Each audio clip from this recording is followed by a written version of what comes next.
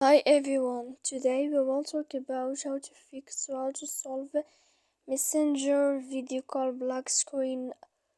To know how to fix or how to solve Messenger video call black screen, you should just go to settings like this. You will click. After that, in this page, you will go to apps, default apps, app settings. When you will see this list, you will go down to find the application of Messenger and you will enter. Then in this page you will go to click for stop.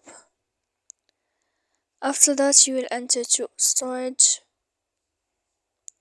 When you will see this page you will click clear cache. Then you will go to click clear data. And after all that, when you will end this, you can turn off your phone. So please don't forget to support us by like and subscribe. See you next time.